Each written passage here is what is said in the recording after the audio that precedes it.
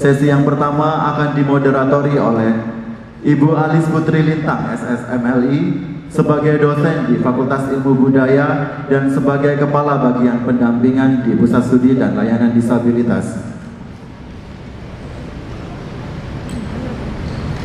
Kepada Ms. Lintang, kami persilakan. Assalamualaikum warahmatullahi wabarakatuh. Perkenalkan, nama saya Alies Poetri Lintangsari atau dipanggil Lintang. Saya perwakilan dari Pusat Studi dan Layanan Disabilitas. Pada hari ini saya akan menjadi moderator untuk sesi pertama. Di sesi pertama ini nanti akan ada 3 pembicara yang akan menyampaikan presentasi terkait dengan perwujudan Indonesia atau kebijakan yang lebih inklusif khususnya di Indonesia.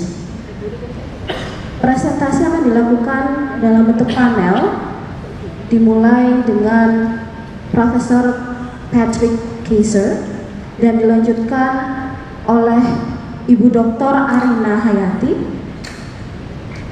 lalu ditutup oleh Bapak Muktiono. Dear honorable attendees, good morning. I'd like to welcome you to our first international seminars entitled Promoting Best Approach in Enhance the Right of Person with Disability in Higher Education. I am Lintang, and today I will be the moderator for the first session. Okay, so apparently we have had our presenters in this stage. Well, okay, so I am so delighted to having you all here, eager to engage about these issues, the issues on the right of persons with disabilities. Actually, it has been 7 years since Indonesia ratified the CRPD, the Convention on the Right for Persons with Disability, but still, a utopian Indonesia, which is disability friendly, inclusive and accessible for all society, still need to fight for. So I do believe that your presence here represents the same spirit of all, creating Indonesia to be more inclusive and accessible for all. Speaking in favor, the right of persons with disabilities is Professor Patrick Keyzer from Trobe Law School, Trobe University, and then Dr. Arina Hayati from Institut Teknologi 10 November, ITS, and then our third speaker, Bapak Muktiono from UB Law Faculty. Before we start, I would like to introduce our first speaker, Professor Patrick Keyzer. He will deliver his speech on the right-based approach of disability, and then followed by our second speakers, Ibu Dr. Arina Hayati. He will deliver his speech on the issues of accessibility in Indonesia, and then closed by our third speaker, Bapak Muktiono from UB Law School. He will deliver his speech on the human right in he has big concern on human right in Indonesia, and today he is going to speak about human right and disability in Indonesia perspective.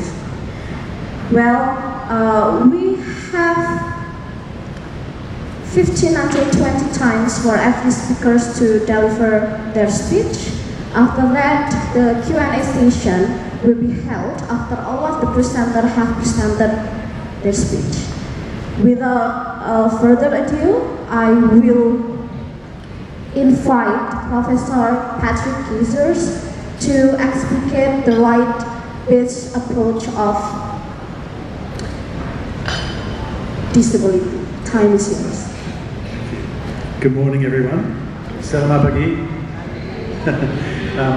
That's the limit of my Bahasa. Okay, I apologize. So, thank you for your warm welcome this morning. I wanted to tell you a little bit about the National Disability Insurance Scheme, which is the Australian recent initiative.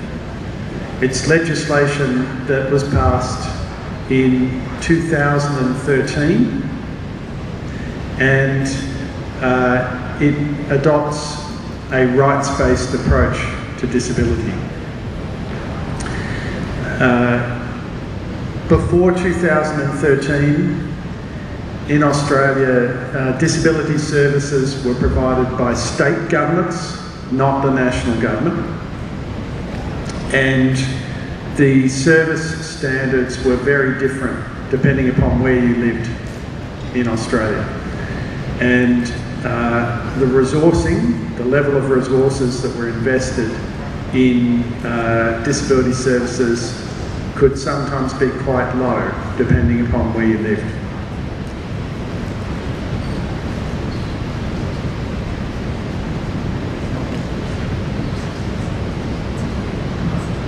Alright, okay, that's okay, I'll just keep on going then. I didn't realise the translation was happening over here, that's wonderful.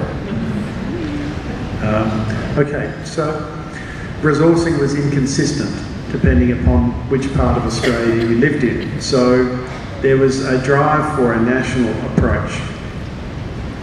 And things really started to develop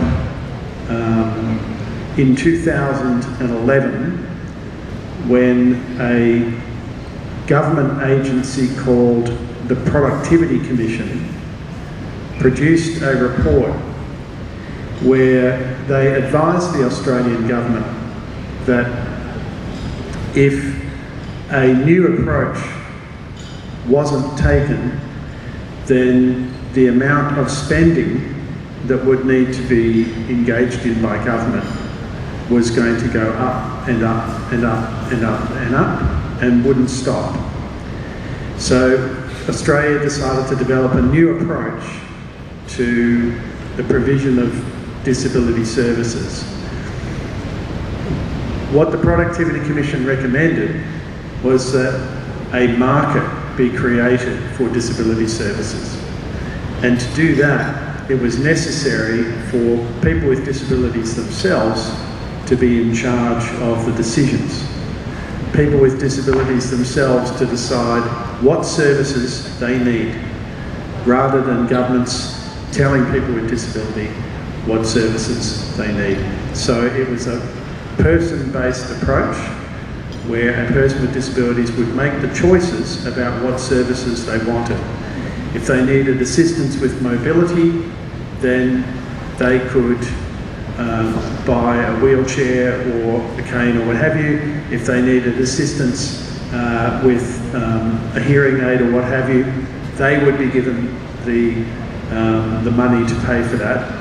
If they needed caring and assistance, then they would be given that money, and then they would make the decisions about how to spend that money. And the idea is to create a market for services which would create what economists have called a care economy. So what's happened in the last few years is the National Disability Insurance Scheme has sent planners to meet with people with disabilities and to work out what they wanted in their plan, and then that plan would be developed, and once it was approved, then the person with disabilities would be given the money, and then they would make choices about which services they wanted and how they wanted to go about paying for them. And the idea is to increase the economic participation of people with disabilities. So let me give you a practical example which is drawn directly from my personal experience. So my nephew, his name is Daniel Keyzer. He's 25 years old. He's got cerebral palsy, and so he is in a wheelchair. He can't move his body. He can move his head and he can move part of one arm, but he can't move any other part of his body.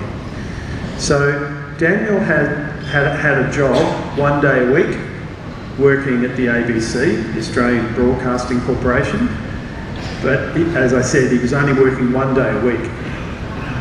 His mother was staying home full-time to take care of him, and his father, who's my brother, was working full-time to earn an income to support the family.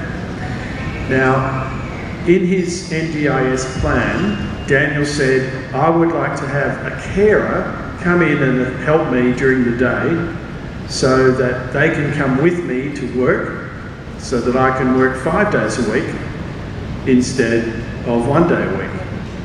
And because then I can be a fully participating member of the Australian economy, I can make an income and I can also pay taxes. And the tax money goes to the government, and the government can use that money to support the NDIS, which the NDIS can use to pay for the carer who is assisting Daniel with his daily needs. And not only has Daniel been able to do more work each week, but now that he's no longer at home in the day, his mother doesn't need to stay home to take care of him, and she can go back to work. So you get 3 people in the economy working, paying taxes and what have you, just because one carer has been employed by the NDIS.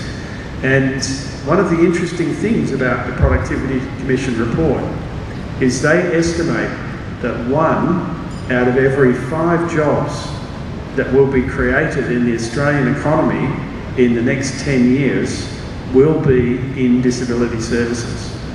So it's a massive increase in the amount of services. But the clever thing about it is it's based on an economic model of participation. So this morning we listened to an amazing guitarist and an amazing singer, and we watched some fantastic dancing, and all I could think about was ability, not disability. And so all of our laws and regulations and how we develop our economic policies should be about the realisation of human rights for all of us, for everyone. And the NDIS model is an interesting economic model because it makes sure that people with disability get every opportunity they can to participate in the economy. Because if you participate in the economy, if you make your own money, then you've got that power to spend it.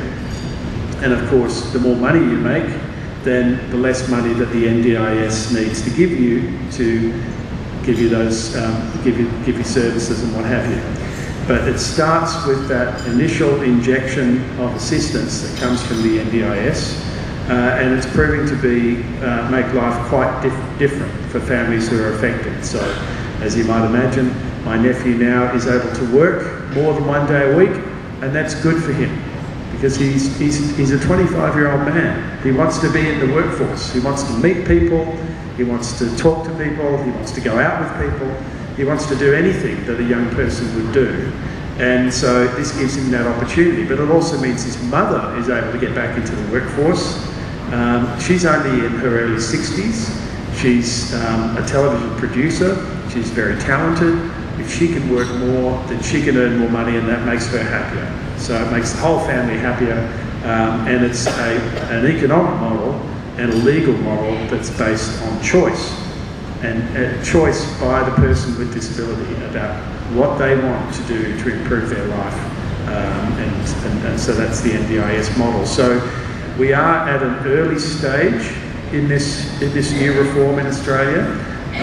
And I've been watching developments in this area for 25 years, and I've seen reforms change over time, and sometimes they succeed and sometimes they fail.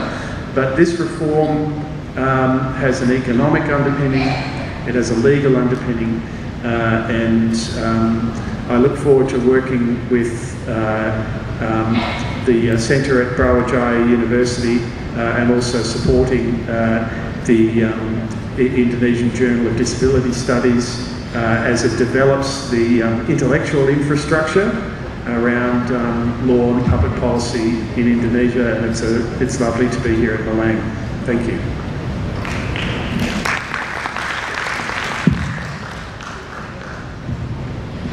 Well, we come to our next presenter.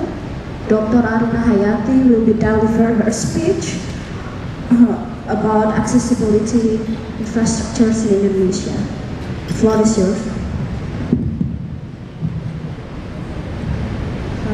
Thank you very much. Assalamualaikum warahmatullahi wabarakatuh. Good morning, honorable speakers and ladies and gentlemen. May I have the slide, please?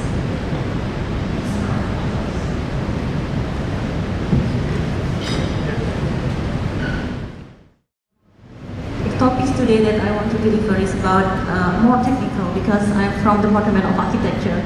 So I will talk about more physical environments for not only for disabled people but for all. Next slide, please.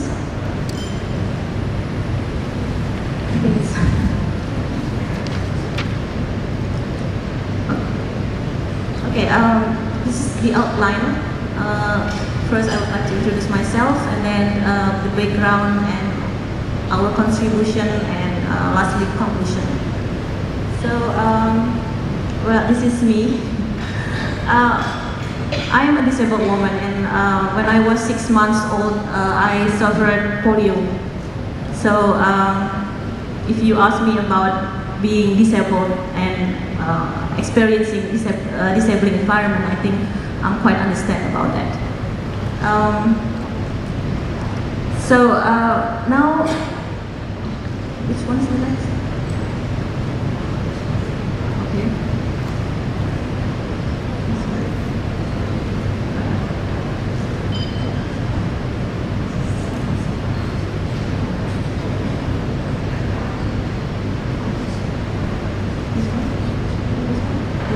Okay, so I'm working as a lecturer in the Department of Architecture since 2009, and my topic is about environmental behavior study, but I focus on inclusive design and universal design, and it's quite a challenge for me to be a lecturer in architecture, because I think, as you know, that architecture is very hard work and it's more physical.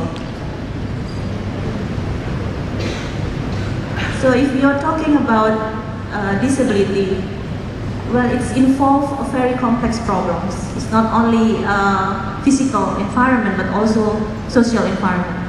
And I think all of us know that the hard things is facing the social challenge rather than the physical one. I think it's especially in here in Indonesia, because if we are waiting for a physical environment to be settled for us, I think it's quite a long ways to go.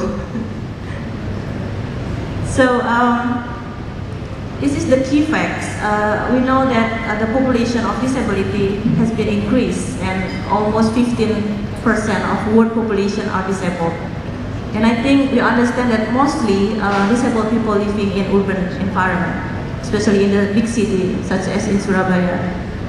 And I think we know that we face exclusion and then denial in many sectors. But the problem is quite broad, because I think it's not only for our problems, but it's the problem for all. So luckily in 2011 we have ratification for CRPD, and the government tried to adopt and try to implement the ratification. And then in 2016, I think it has been highlighted that inclusive environment is quite important, especially when it is adopted as one of the outcome of the UN Habitats in 2016 in Quito, Ecuador.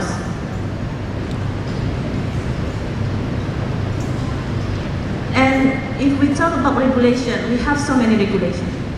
I think most of you have understand that recently we have several new regulations. For example, Act number 8, 2016 about person with disability. We changed the terms from penyandang cacat to penyandang disabilitas. I think we have understand about that. And then, well, here I just only give you some technical regulations, especially about the building standards and guidelines and ABC. And the last Act number 48, I think, 2017, is about special education and special service education and higher education. And this regulation have impacted to our environment, especially in education environment. But I think mostly the university implement this regulation is which they have department or they have students with disability. Well, in ITS itself, it's rare to find student with disability. I think it's only 2 lecturers, me and 1 from statistics, and none of the students with disability except deaf. I think 1 or 2 students. So compared to UB, Universitas Brawijaya, we are very far away to go actually, because we are more technical. So I think it's quite challenging for disabled students to find a place in our department. So here's some our contribution. We try to work together with several institutions, NGO, and also we include students as well and society to support our events or our activities. So this is our New Youth program in 2018, last November until September until November. We work with Ohana. Ohana is one of NGO in Yogyakarta, and then also funded by Disability Rights Funds and with Department of Architecture. So we try to work to evaluate the buildings in Yogyakarta, especially for the City Hall of Yogyakarta and also Malioboro Street, because I think, as you know, that Yogyakarta now they start to improve their facilities for disabled people, especially. And I think if you go to Malioboro Street, now it's very different from, I think, 5 or 6 years ago. It's more comfortable and it's more friendly for disabled people. So Ohana and Disability Fund Rights and ITS try to evaluate how far the government try to implement the accessibility in this area. So we are not only seeing the outdoor environment, but we also experience the interior environment. And we also communicate with the officers who handle all the disabled people, and we conclude that they haven't ready yet. They haven't ready yet about to communicate, to accept, or maybe to help people with disability when they visit the government facility. But they provide the facilities, but the people, the workers is not ready to communicate or to give a help for disabled people. So this is Malioboro Street. I think 6 or 7 years ago, it's very different from now. So they try to make it more accessible, comfortable, but we found some unwell design. So compared to technical guidelines, we found some misleading implementation. For example, You know, in the right, there is a lady who wants to try to, what's that, for the pedestrian ways, and to push the buttons, so she couldn't reach because it's too high, and for the wheelchair itself it's quite difficult.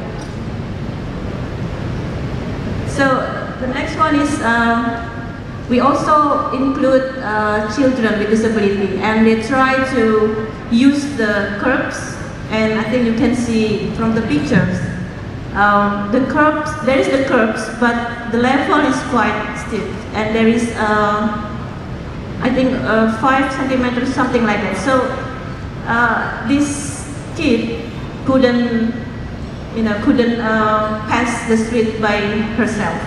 We have to help them. And interestingly, in Yogyakarta they use a different pattern, or not different pattern, but different materials for tactile paving. They use a metal tactile paving, and the color is not as bright as we used to know, because I think in mostly the tactile in the yellow colors. So, well, here we have one of the blind participants. He said that it's quite comfortable for him because the tactile from metal, it's more convenience. It have what's that?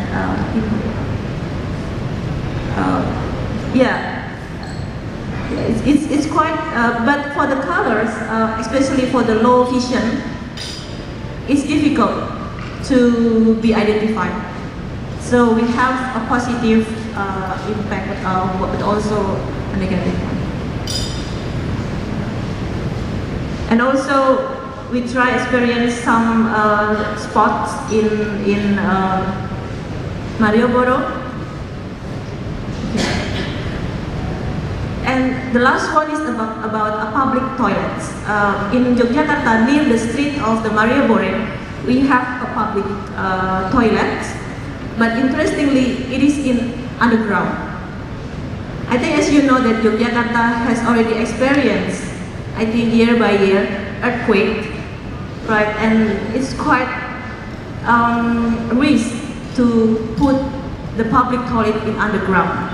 Although they have accessible access, but when we try to interview the government, they didn't have any plan to safety guidelines.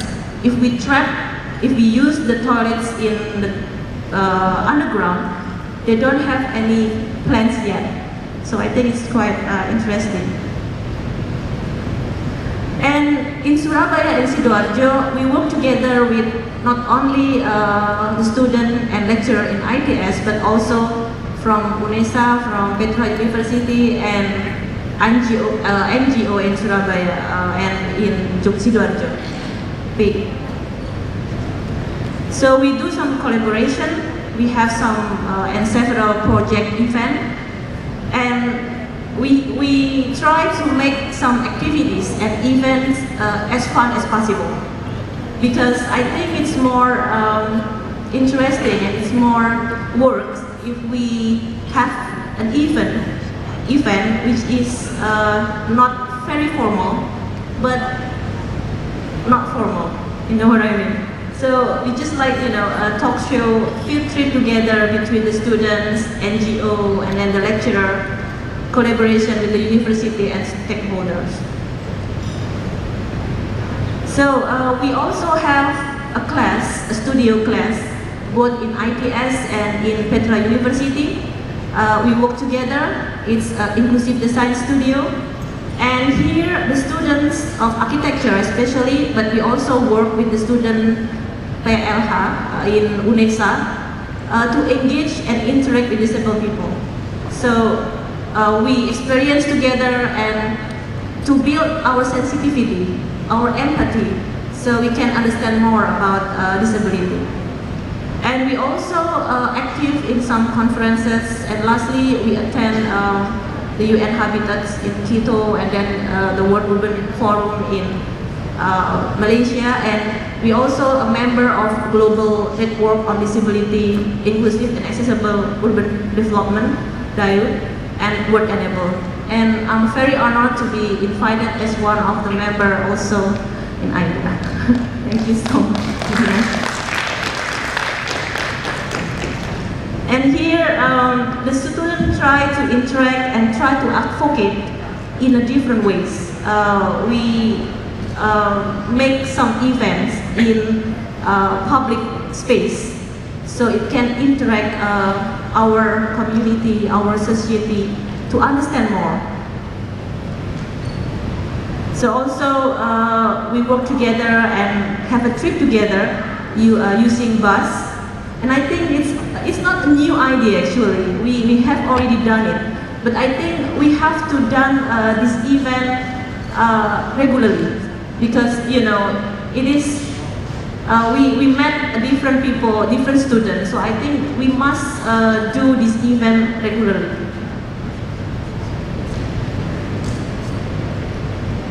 So for example, these pictures, I think if you live in Surabaya or you ever visited in Surabaya, in Darmo Street, we have guidance blocks there, paving tile. And I think as an architect and the lecturer in architect department, they design it in a different way. It's just like when you find the pattern, it's not the right pattern, it's not the right implementation. So it's quite interesting why it's happened in our city. And I think mostly the implementation is not well designed, or maybe it's just like, okay, we have to implement this one, but we didn't evaluate how it can be done as the guidance. So, well, because I am one of the student because I study in ITS as well for almost 10 years, I think, from undergraduate, master, and my doctoral PhDs. And I try to evaluate my campus, because if I see another campus, I think it's not quite fair if so this is the accessible environment in my university in ITS. So if you ask me how many percent ITS is accessible, I can say it's 0%. I'm very sorry. It's 0%. If my rector hear this, I think it's why? Because, well, you can say that they have already provided some facilities, for example, ramp, but it's not worked. And the elevators is only in 2 buildings, in a library and in a research buildings, because it has more than 5th floor. But in my campus, it's about 3rd and 4th floors. My office is in a 2nd floor. I have to struggle every day, with using the stairs. And I have sometimes in a day, I have 3 class, 4 class. Sometimes in the 3rd floor, sometimes in the 2nd floor, 1st floor. So I have to climb, maybe 6 or 8 times a day. For example, this one, they try to implement, or they try to put some ramps in some area, but it's not work very well. So this is one of the best ramp that I can find in campus. It's in mosque, Manarul Ilmi Mosque. But the problem is the place of the ramp is in the side of the male entrance. So if I using a wheelchair and try to go to the mosque, it's quite impossible for me. And for the wudu place, it have many stairs, and it's very slippery, and it couldn't access by wheelchair. So now I'm questioning myself why they put the wheelchair, the ramp. Well, I don't know, because as I know, nobody using this. So this is the example. This is one of the buildings in research center in ITS. You know, I have a very strong hand, and I have a very big muscle because I using my crutches every day, and at home or traveling I use the wheelchair. But when I use these stairs, this ramp, I have problems because it's very steep, and the materials of the handrail, it's too big for me to grab. I think you know my hands is quite big, but it's too big for me still. So I think if you use it, so I question myself, why do they put much effort, money to build the ramp, but it can be used comfortably. And this is in our campus, in Technic campus, you can say. And I think this is not the only one. I think mostly in the buildings in Indonesia, if I can find, they have a similar condition. Because I never seen or I never experienced when I was outside of Indonesia. So the conclusion is that I think if we see about disability issues, we have to solve this problem holistically. And we couldn't work personally. We have to work side by side with many stakeholders and include disabled people, not only disabled people, but also elderly, children, and then marginalized people. I think it's quite important because I think we have misunderstanding that accessible, inclusive environment is only for disabled people, but it's not. It is for all people. It is for us. And I think the last keyword is that we have to make this issue, we have to sharing, learning, and understanding together to find a better understanding or better solution in the future. So this is my personal suggestion. Actually, this is this is my personal suggestion. I think, well, regulation and implementation, I think we have to recognize equality and justice for all, and therefore we must first understand human rights and not to underestimate the ability of disabled people. I think we have to see disabled people as an active agent, not the passive one. Because we know that, you see us differently, but we can do as best as you can, but we do it differently. And then I think we have to erase, the minority idea that, well, if we build the environment, it's only for majority. But I think we have to erase that disabled people, it's only minority. I think it's a big issue that we have to concern together. And of course, we have to involve the disabled people, not only disabled people, all marginalized people. We have to include them in urban development. And lastly, make all well-informed solution. I think it's the best idea. I heard from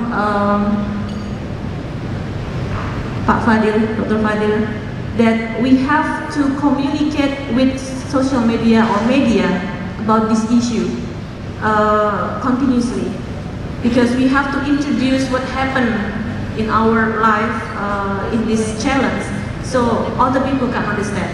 So I think it's very important if this issue is well informed. And lastly, this is the suggestion. Actually, this is the suggestion for the science academic, but I think it can be used for all disciplines. I think if we think about environment for marginalized people, we have to think it not as sympathy, but as empathy. We have to understand how they experience. We have to be more sensible. We have to be more understand how they experience.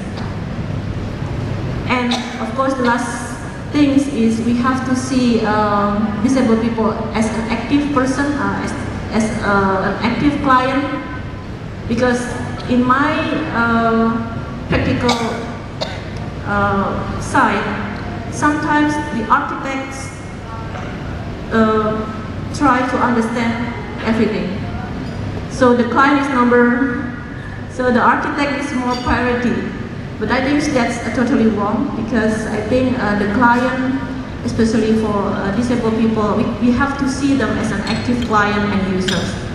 If we see them as an active client and user, we can be more creative, more sensible, and more good ways to design for them. I think that's all for my presentation. Thank you very much. Terima kasih. Thank you, Ibu Arina, for the speech. Now we go on to our church presenters. Bapak Muktiono, floor is yours.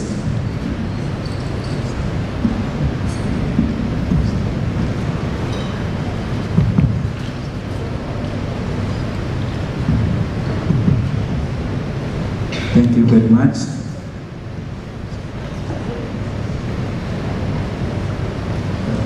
Good afternoon, selamat siang to all participants of this seminar. Firstly, I want to thank for this opportunity to present some of my analysis, especially the analysis on the issue of rights of persons with disabilities. Welcome to Mr. Patrick Keyzer to Malang and join with us, and also some disabled person activists, Mas Chandra, Mas Surya Chandra. We are also work in certain issue of employment related to the disabled persons, and also Mas Yaakob. And firstly, I want to introduce myself. My name is Muktiono. I'm lecturer in the Faculty of Law, University of Brawijaya, mainly teaching on human rights, especially in the issue of minority rights, including persons with disabilities. In this opportunity, I want to present the issue on the legal problems on the promotion and protection of the rights of persons with disabilities in Indonesia. And this is maybe will contribute to analysis certain legal problems on the developments of the rights of persons with disabilities. And I will divide my presentation into 3 parts. The first part is about the legal development on the rights of persons with disabilities, and the second is about the problem on mechanism to promote and to protect the rights, and the third is some conclusion. My first attention when talking about the law on disabled person in Indonesia is about the shift of legal paradigms. As Professor Patrick Keyzer said, that human rights approach is quite important to raise the empowerment for the disabled person to reach equality. To make them has equality to other peoples. And in Indonesia, the shift of legal paradigms is from the charity-based approach to human rights-based approach. For a long time, in the New Order regime or the Baru, they use the charity-based approach, which put states as the center to make policy related to the rights of disabled persons. They don't have a very specific policy how to make the people with disabilities to make them self-developed and have abilities to produce a certain productivities based on the professions. And the change from or the shift from the charity piece into the human rights prose is related to the development of human rights in Indonesia since the Reformation era in 1998.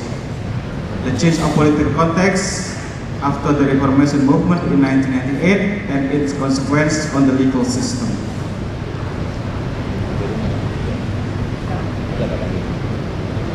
When Suharto established the National Commission on Human Rights, even in 1993, it is like a gift, an opportunity to develop further Indonesian legal system which friendly to human rights. And then in 1998, after the reformations, the People's Consultative Assembly atau MPR passed the decree on human rights, which included Human Rights Charter. This is a very a big momentum for Indonesia to involve to the international human rights system. Why? Because in the charter it said that Pancasila and our constitutions are in lines with the spirit of human rights. Human rights is not contradictory to our constitution and our state ideology. In 1999, we have the law number 59, 1999 on human rights. It is big leap, lompatannya besar for Indonesian legal system. And then we also fundamentally changed our constitution. Why? Because we put chapter 10A on human rights from article 28A until to 28G, where it consists of many human rights norms adopted from the international bills of human rights, from Universal Declaration of Human Rights, from the ICSCR, Economic and Social Rights, and the Covenant on the Civil and Political Rights. And as consequences, and then in 2011, we ratified the CRPD, Convention on the Rights of Persons with Disabilities. This is very radical change on our law on the rights of persons with disabilities. Why? Because before we have the law on persons with disability, the Act number 4, 1997, which is very absurd for me. Why? Because there is no clear position of persons with disabilities in the public life. They don't have certain standard how to participate in the public life, how to defend their rights. Even there is no certain definition or certain wordings on human rights in this convention, in this law. And I think it's not a surprise, because it is like other laws or other acts that we don't have any laws on human rights. For example, civil political rights, economic social rights, anti-torture, so on and so forth. We have only Convention on the Right of the Child, because it is very safe for the states, but for other laws, it is quite sensitive and difficult to adopt. And after the shift of the legal paradigms, which include now the human rights in our legal system, and then we have certain constitutional foundation to develop the rights of persons with disabilities.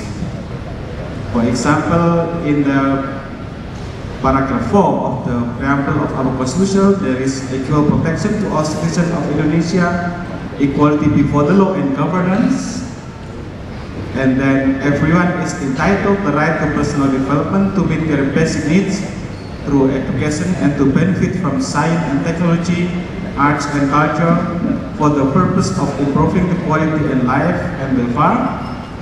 Also, the right to get special facility and treatment for everyone.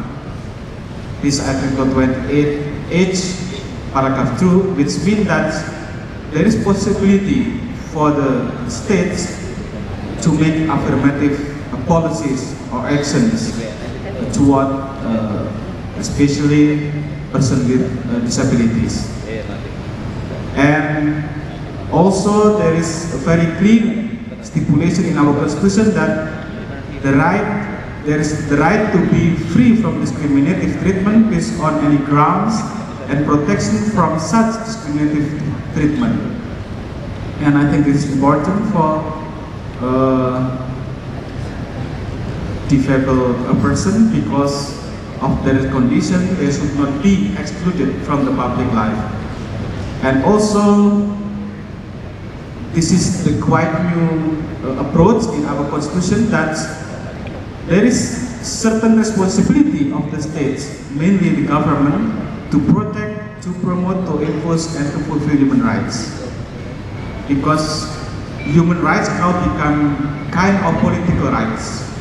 The people's entitled certain rights, and they could claim to the states that this is my rights, and the states should protect, promote, and fulfill. This new approach to our constitutions.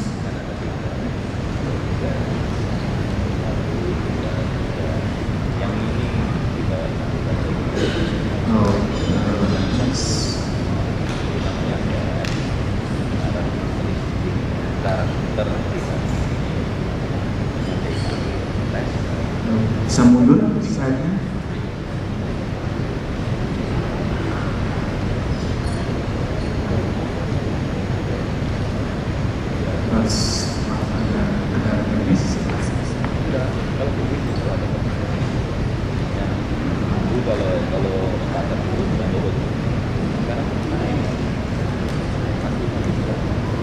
Okay, I will use my paper.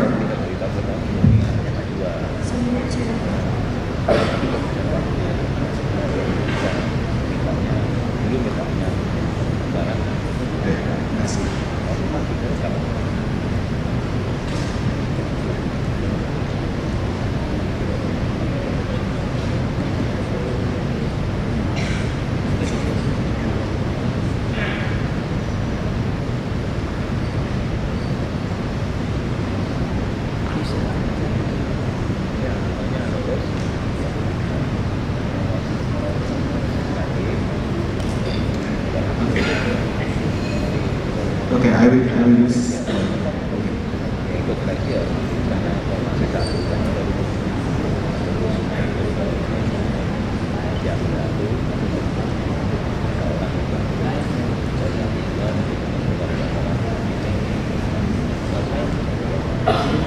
Next.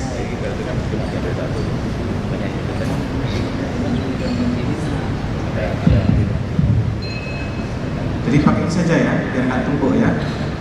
Like, maaf ada kendala teknis. So, if you look at our constitution, although there are some progressive toward the improvement of the rights, but there is some notes to the constitution. First, there is no specific and explicit enactment of the rights to persons with disabilities in the 1945 constitutions. And also the constitutional entitlement for affirmative action is provided to everyone, which is not intended specifically for vulnerable groups, including disabled persons. And the new law paradigms broaden the state's responsibility towards rights claims. It means that although there is some development, but if we use constitution to make judicial review to certain acts or laws, so there will be a certain difficulties for us to refer to the constitution. For example, if there is new law on or related to the rights of the disabled persons, we will have to relate our judicial review to very general principles. For example, non-discrimination principles, equality before the law and governance, affirmative action, but we don't have very specific norms on the right of persons with disabilities. This is a little bit a problem on our constitutions.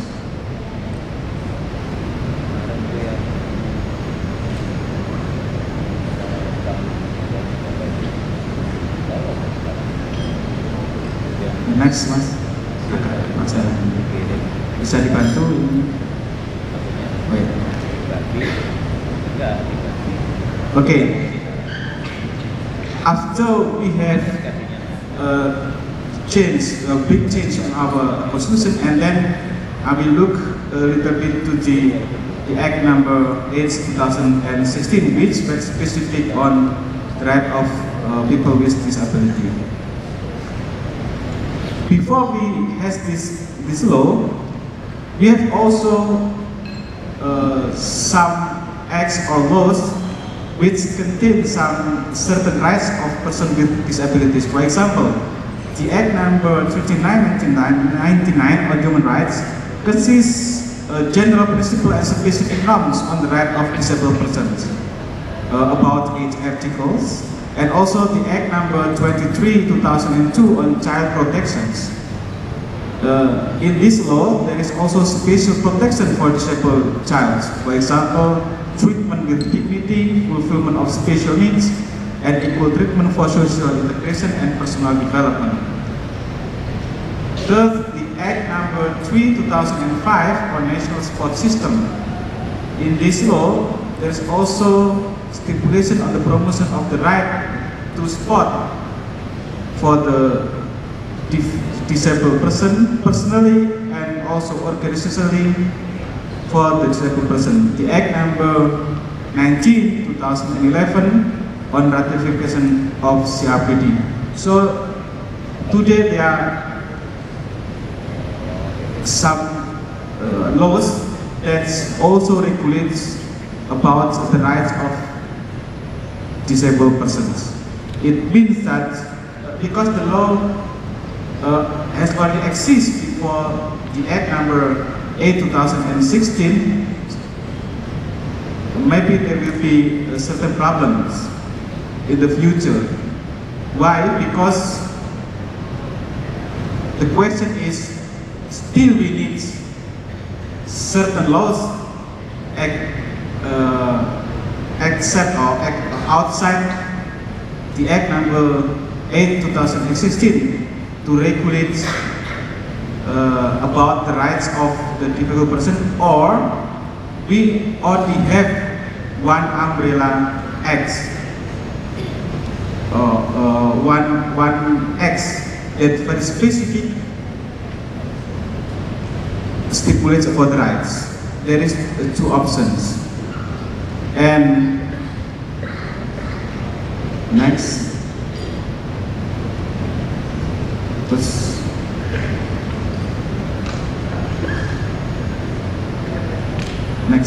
berikutnya satu slide lagi.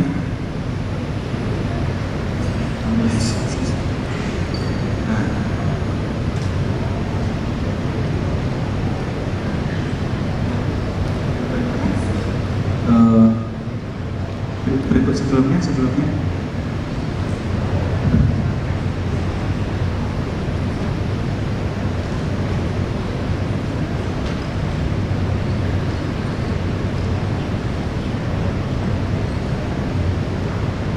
Okay. Yeah.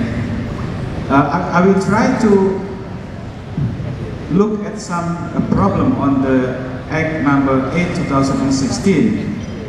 The first is about the needs or requirement for delegated legislations, because the Act number 8/2016 still requires delegated legislation to implement and to apply its legal standards. Their main policy and regulations depend on the availability, its ability to apply. And the second is the delegated legislation at least consists of about 8 regulation from the government regulation and also the presidential regulations. I will not read all this. At least that we have so many delegated legislation to implement the acts, which until now we still only maybe there is some progress about the drafting of this delegated legislation, and I read the news that PSLD of UP also participate on the drafting of the government regulations, maybe one of the aids. And there are also the need for local government to establish local laws atau peraturan daerah and regulations to meet its several obligations toward the disabled person based on the Act Number 8, 2016.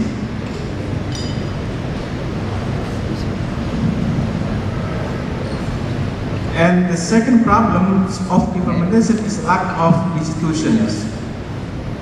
Maybe the presenter before has discussed about it, and I will try to emphasize this on Act Number 8, 2016, that the legal standard provided by the Act Number 8, 2016 and other related laws and regulations still lack of adequate institutions to implement and to apply the norms. There have been no National Commission on the Rights of Persons with Disability which focus as watchdog of the implementation, monitoring and evaluation of state obligations and responsibilities. So we don't have like watchdog institutions like human rights commissions to monitor, to evaluate the implementation of the acts. Until now, we still don't have like database which very what's called as reputable to make a mapping of on the problem of persons with disabilities. Also as reference for make a policy related to the rights, and also we have so many local government atau pemerintah daerah which until today they don't still change the local laws based on the new acts. So they still refer to the Act Number 4/1997. This is the problem. If they still don't change their local laws, so they will find difficulties to make a policy or to make very practical regulations. This is the problem. And also we lack of procedures. Although we have a very good new acts, but we don't have very clear procedure how to implement the standards by the institution. That's why if we ask why in the, for example, in the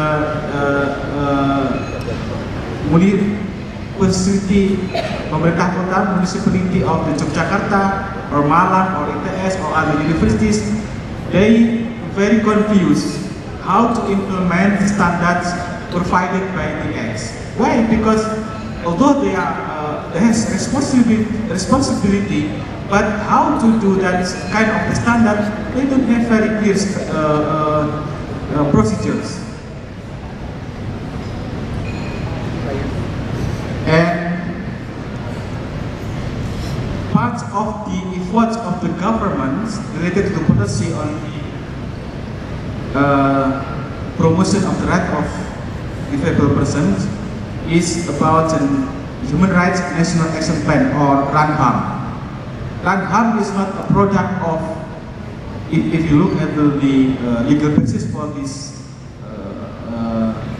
presidential regulation on the RANHAM, they refer to not refer to the Act Number 39/99 on human rights, but they refer to the Vienna, not Vienna Convention, but what's called as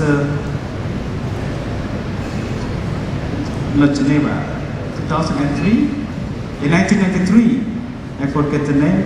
This is the World Conference on Human Rights. The World Conference on Human Rights, that there is a commitment for the government to establish national human rights institution, and also to make change on their policy. and why, and we have the Ranham. In the Ranham, the last Ranham, the last our Human Rights National Action Plans from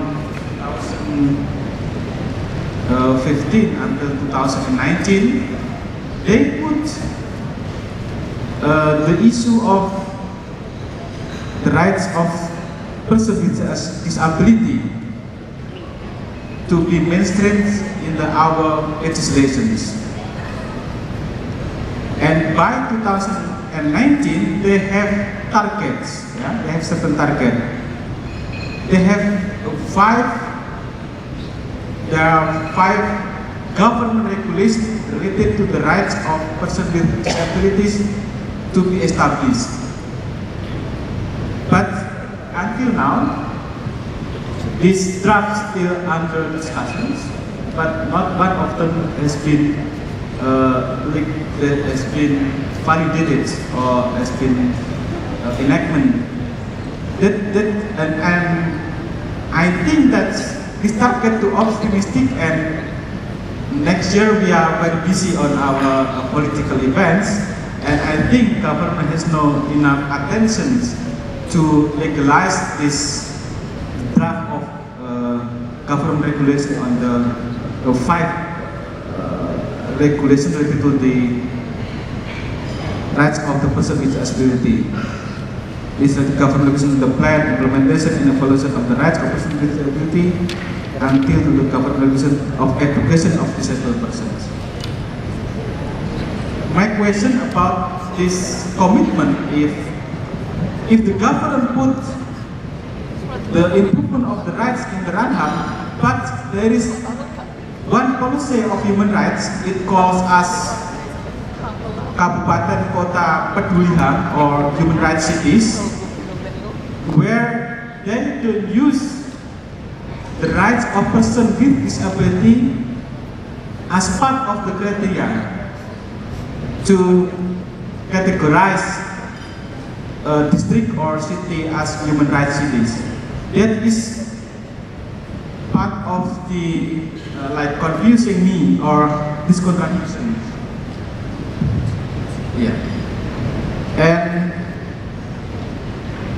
problem of efficacy related to the Ranham is, in general, there is still no concrete action due to lack of coordination among institutions or sectoral ego, especially in local level, and also clear procedures to follow by interlocal government units.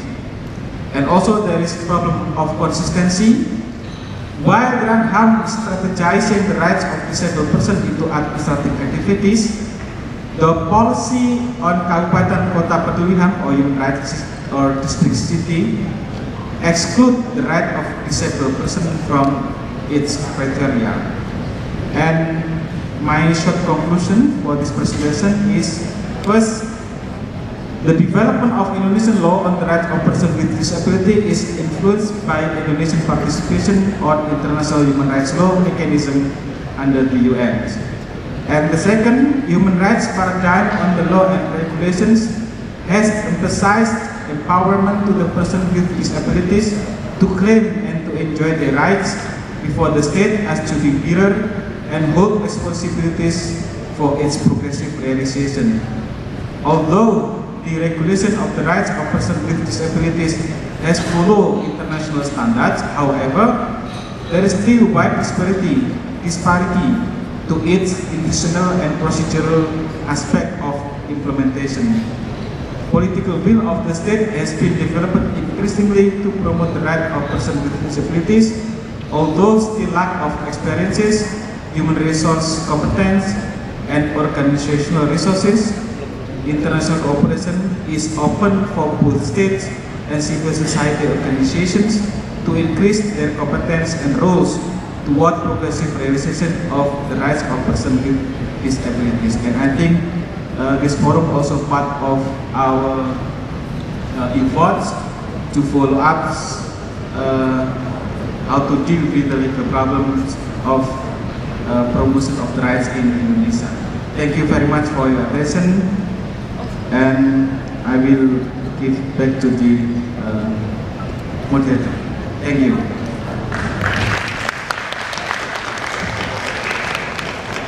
Well, once again, let's give big applause to our three presenters for delivering a very insightful information and very insightful knowledge to us related to the right-based approach to enhance the right for persons with disabilities in Indonesia. Well then, now we come to the question and answer station, but before I invite the question, I would like to make a bit summary on what the presenters has delivered their speech. Professor Patrick Keyzer has shared about the very accessible policy in Australia and how this policy very benefits the citizens with disability in Australia. He also told about his nephew, who is the one who has got the advantages of those policies. The things that we need to highlight is that the policy should be formulated on the right-based approach, though it is still in its infancy in Indonesia, but it's worth to fight for the more inclusive Indonesia in the future. Followed by Bu Arina, Dr. Arina. Dr. Arina has shared her personal experience of being disabled person in facing daily life and in accessible public services during his childhood until now. The one that initiated her to write the research on the condition of accessibility of public services. Through her speech, Dr. Arina asked the people with disability to speak on these issues and all people who put concern on this. We have to be more sensible and put not only sympathy but also empathy to enhance active participation for disabled person.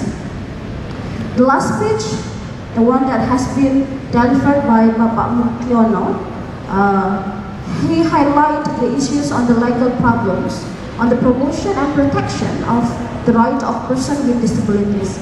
He talked much on the shift of legal paradigm from charity-based approach to human right-based approach that consequently affected policy establishment in Indonesia that accommodate the needs of people with disability and enhancing the active participation of people with disability in society. But still, the implementation of those laws become a challenge for the government. Well then, I would like to say thank you for the presenters for delivering their speech. And then now we come to the question and answer session. I will invite 3 questions on the first session. Please raise your hand, mention your name and your institution before you raise your question.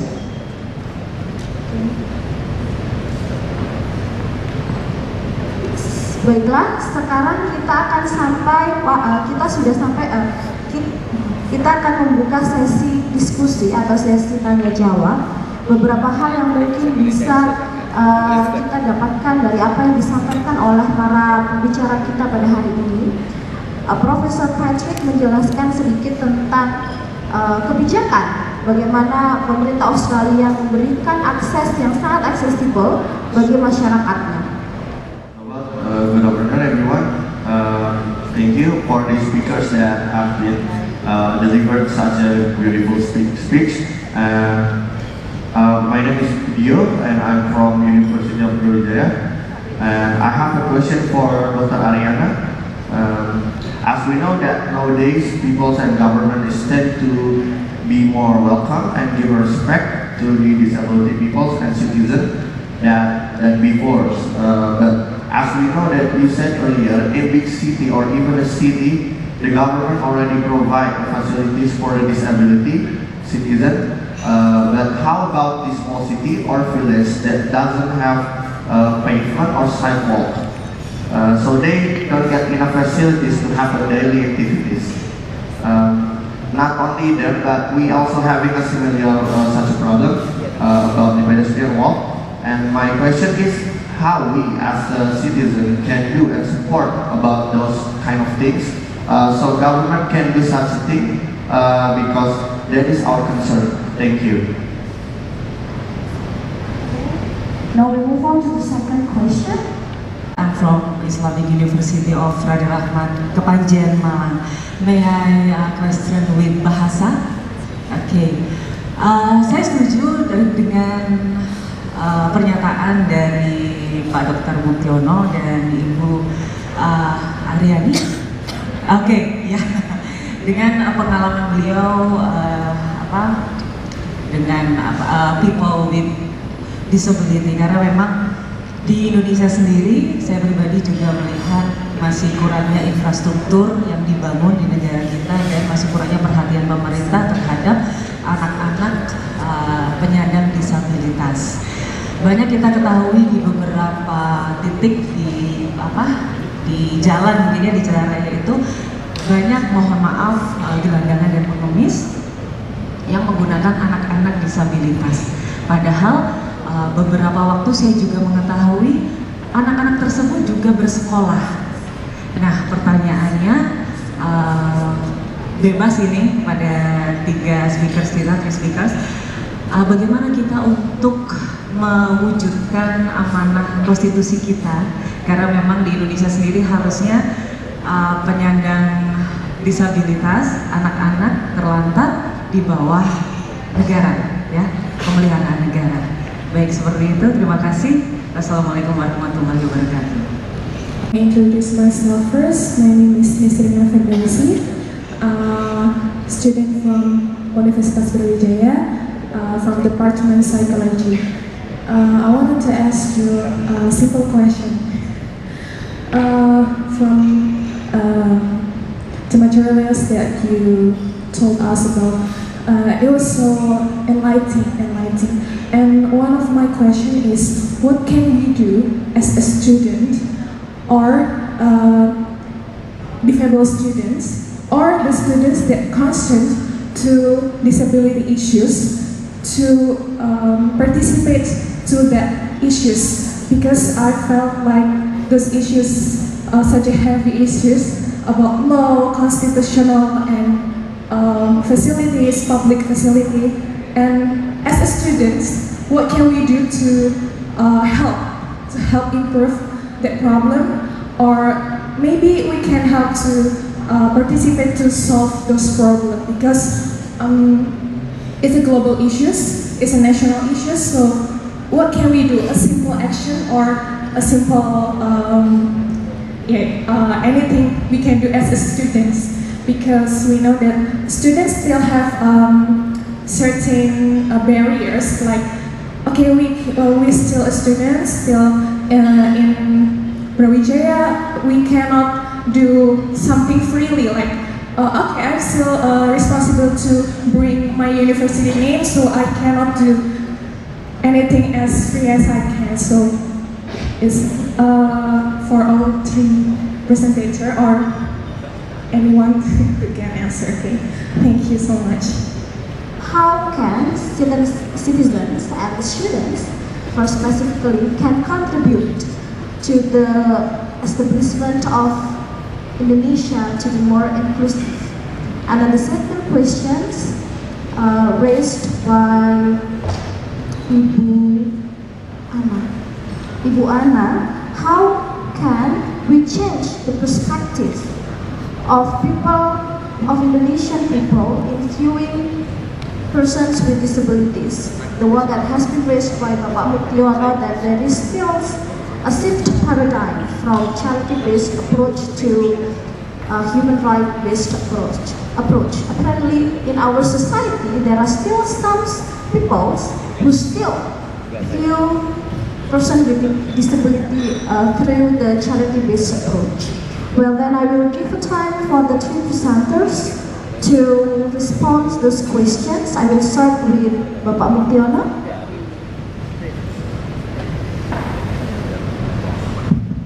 Thank you. I will try to answer or respond the last two questions, because the last question is towards this.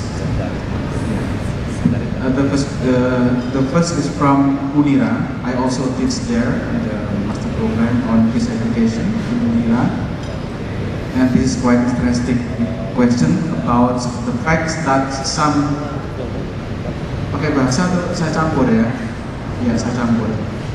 Sorry because the question is about bahasa, but I will make it possible.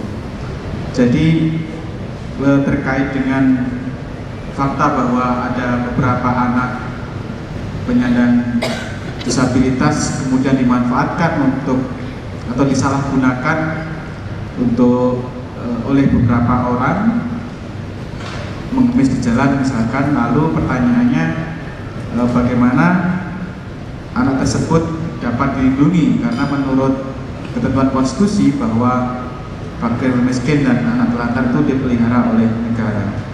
Sebenarnya kalau secara normatif, jika kita melihat pada undang-undang perlindungan anak itu di pasal 12 sudah ditegaskan bahwa anak-anak itu berhak atas kesejahteraan sosial. Ya.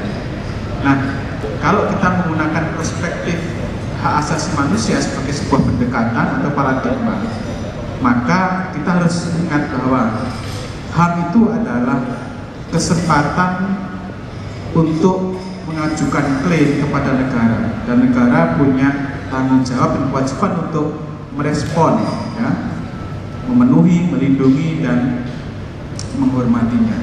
Anak itu adalah bagian dari vulnerable groups. Mereka tidak bisa membela kepentingannya sendiri dalam konteks tadi bahwa anak-anak itu merupakan korban dari sebuah sindikat biasanya, atau bahkan kadang-kadang orang tuanya sendiri. Nah, disinilah sebenarnya fungsi HAM itu adalah lembaga negara, khususnya dinas yang terkait dengan kesejahteraan sosial, itu mempunyai obligasi, mempunyai kewajiban hukum untuk mengambil sebuah pertama kebijakan, kemudian tindakan. Itu jelas sekali, ya. Dan saya kira karena ini HAM itu bukan hanya concern daripada anak, tetapi juga concern dari kita semua.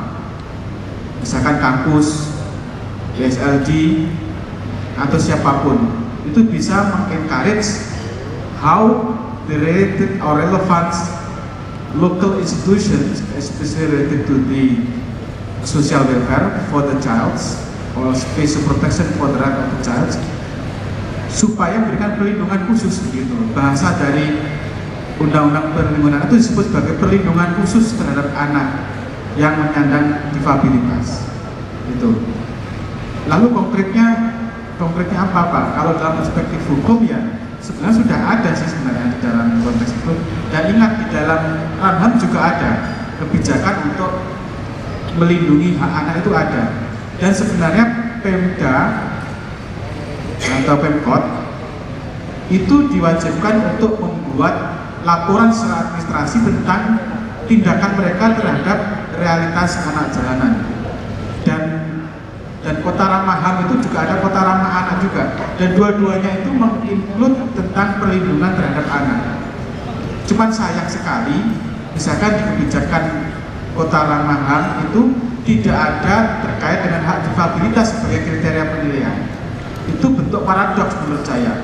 Di satu sisi HAM itu ingin memajukan hak difabilitas, tetapi di sisi lain kebijakan kota kabupaten ramahan itu tidak memasukkan kriteria pemenuhan hak penyandang difabilitas. Itu yang menurut saya problem hukumnya di sana, atau problem inkonsistensi dalam kebijakan terkait dengan hak penyandang difabilitas. Lalu yang ketiga, sudah ada pertanyaan lagi? Sudah cukup. Yang ketiga dari mahasiswa psikologi UB, for the third question is related to the roles of the students. How to provide alternative solution. In my opinions, based on your position as students, I think the biggest part of your role is how to mainstreaming the rights of disabled persons into the education, especially higher education. For example, if you have any opportunity to take part in research or take part in social activities, so take the issues, take the issues, put on the publics and put on the public debates the issue. This is the possible way to provide also provide alternative solution, because by put the issue on the public, so there will be kind of strengthening the mainstreaming of the rights, and I think to some extent will influence the policy of the relevant university or relevant government units. Jadi menurut saya solusi paling mungkin adalah seperti itu begitu, ya.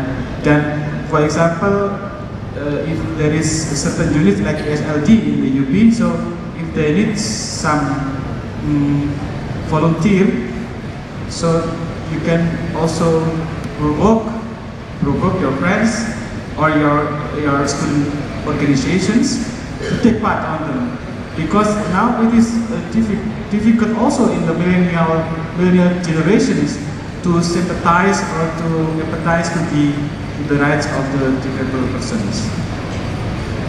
Yeah, this is what the sort of my ideas.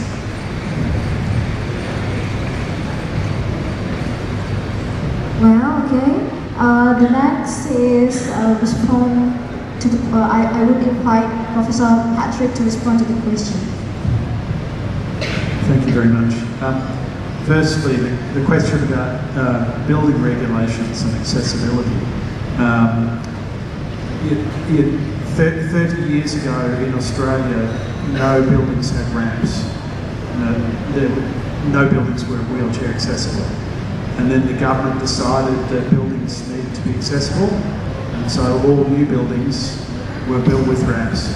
And I thought one of the really important points that Ariana made in her speech was the need for us not to have half-hearted solutions, because and I think the photograph of the ramp that's like that is really demonstrates a half-hearted solution, because you need to be built like Arnold Schwarzenegger to build your wheelchair up a ramp like that, because it's just too steep. So ramps shouldn't be more than 3%, because you don't want the wheelchair to roll away if you're getting out of the car. It needs to be 3% or less. So what needs to happen is governments need to develop those regulations and then apply those regulations to themselves first. Governments can set an example by saying, okay, we will make sure all government buildings comply, and then other civil society institutions like universities, they can do the same thing. They can say, look, whenever we build a new building, we're going to make sure that it's accessible. And obviously, when you're resolving those accessibility issues, it needs to be done in a culturally sensitive way. So your example of the ramp on the male side, the male entrance to the mosque, was a really interesting example. Obviously, those cultural issues need to be taken very seriously. Then it just takes time, because obviously we can't just snap our fingers and build all new buildings today. But I know from watching what's happened in Australia over the last 30 years, is that over time things change. And it's really the attitudes of people like yourself, the students, that make the change. Because the students, 30 years ago I was sitting where you're sitting. I was a student, and now I'm not a student anymore, but I've been a voter for 30 years, so I've voted for politicians and worked with people in government who were supporters of people with disabilities. So it's vital that students support that work. The second question was the question about the regulations, and I think that Muktiono did a wonderful job setting out about what needs to happen. So the regulations need to be developed, and they need to be enforced. And really, what's required is support from the top. So we have Jokowi up there behind us. and that's what people with disabilities need. They need that support from the top. So when Australia introduced the National Disability Insurance Scheme in 2013, there was the Prime Minister, Julia Gillard, and the opposition leader, I think it was Tony Abbott at the time. So there was both the Prime Minister and the opposition leader, and everyone in the Parliament voted for that piece of legislation. So there needs to be that support from the top. So people with disability and their advocates need to enlist the support of senior politicians. And the way you do that is you find the senior politicians who have a disability, or you find the senior politicians who have family members with a disability, and you talk to them first, and you get them on your side. That's really quite vital. And then finally, the question from the student about what students can do. Again, I think Muktiono answered this very well. You probably heard the expression, think global, act local. So we have the human rights principles, we have the United Nations Convention on the Rights of People with Disability, you have Chapter 10A of the Constitution here in Indonesia. Those principles are really important, and then what students need to do is engage in a sort of activity like volunteerism. So I acknowledge the work that's done at Brawijaya University with your volunteers who are providing services to students with disability. That's exactly the sort of thing that students can do. It's very useful, and of course, as voters, as voters, you can vote for people who support people with disabilities, and as experts, you can continue to volunteer your time. So, if you're studying to be a lawyer, maybe you can spend one night a week working with people who are advancing the rights of people with disability through law. If you're a social worker, if you're an architect, we can all play a role. Thank you. The last is Bu Arina. Thank you. Well, actually, I have already heard similar questions, which are quite difficult to be answered, actually, because not only for the first, second, and the third, but I think the question is quite similar. We have regulation, the government have intent to propose or to promote the implementation of accessibility, but what happened in the reality is not as good as we thought. That's the question. So before I answer specifically to each question, I would like to highlight that I think the first key is that we have to change our perception. That's the first thing. Well, it's not an easy way, because I think introducing the issue of marginalized people, especially disabled people, I think we have to start from the beginning, from the elementary schools to the higher levels. And I didn't experience that because we have the cultural image that if we have a disabled, and we start from not only from the society, but let's get back to our family. I think from the personal, the family, neighborhoods, and society. We have so long distance to make a wide perception, not only from the society, but let's start from the individuals, and then from the family, from the neighborhoods, and the society. So I think it's important key, because in Indonesia we introduced this issue is quite late. So that's happened when the story of Bu Ana, when children with disability, they have been made as tools for charity. I think it's because they have a wrong perception that people with disability as a passive, they cannot do anything, and they don't have any opportunity in the future. I think that's the wrong idea. Because and I can say that I couldn't blame the society. I have to say that the important part is the family. That's the first thing. And I think the second part is ourselves. If you don't push yourself hard, I think it's nothing. If your family support you, but you have a lack of confidence, a lack of understanding about the differences, I think we start to ourselves, and it's not only for children or youth with disability, but I intend this idea to all of you with youth, people with non-disability, and that's the first thing. And well, I'm very lucky because I can become a lecturer, and the lecturer, especially in the architecture, because it's a very key thing. Because when I was invited in WUF, they asked me why there is still a misleading implementation in Indonesia, especially. How's the role of the architects and how's the role of the lecturer? Because you can't blame me because I teach them, and you know my class of inclusive design is it start this year actually. I have a struggling times to propose the subject about inclusive design in my department because we have to compete the issue that is more contemporary. You know what I mean? For example, technology, science buildings, computerized something. So sometimes the students want to avoid if they want to involve in a more social, practical, something like that. Because I understand it's more complex to understand other people's, but it can challenge you, to be more, have a broader understanding about your situation. So, well, I think that can be answered for all the three of you. But lastly, what can we do as a student? That's very interesting because I understand.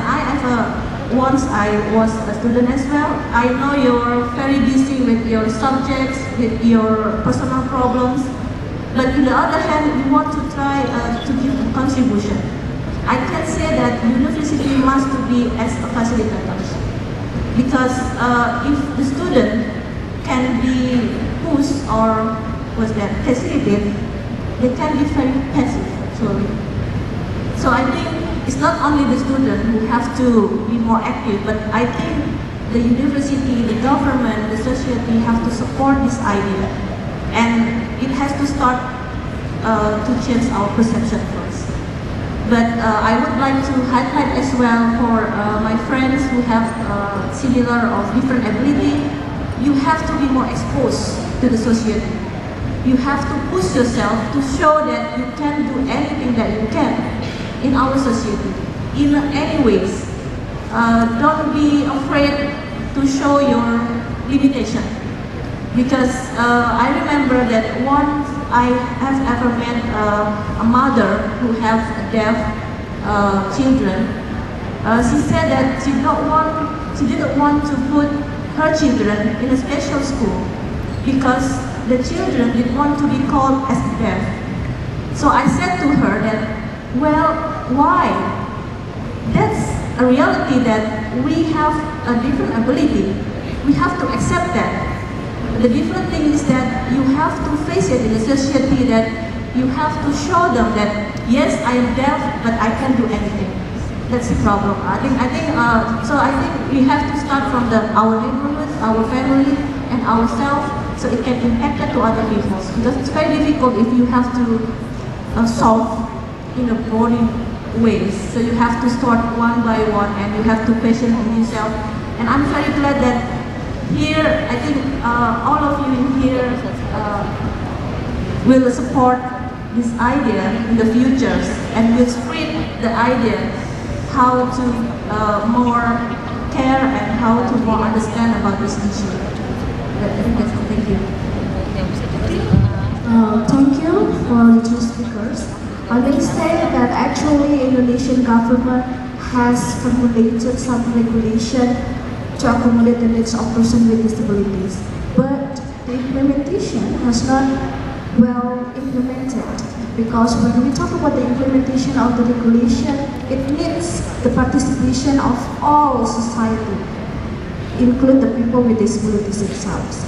So it is not a one-field works, but we need the works of all of the society to make Indonesia more inclusive. Well then, I think this is the end of our first sessions, And thank you so much for the three presenters and also for the question that has been raised by the attendees. Once again, I would like you, please give a very big round of applause for our presenters before we close our presentation. Well, thank you so much for having a very active and participative discussion for the presentations. I will return the floor to the MC. Oke, baiklah. Terima kasih kepada Ibu Lintang yang telah memimpin jalannya presentasi sesi pertama ini dengan bahasan mengenai The Condition of Accessibility of Public Services in Indonesia oleh Ibu Arina, dan selanjutnya ada Human Rights and Disability Indonesian Perspective oleh Bapak Muktiono, dan juga Right-Based Approach of Disability oleh Keyzer.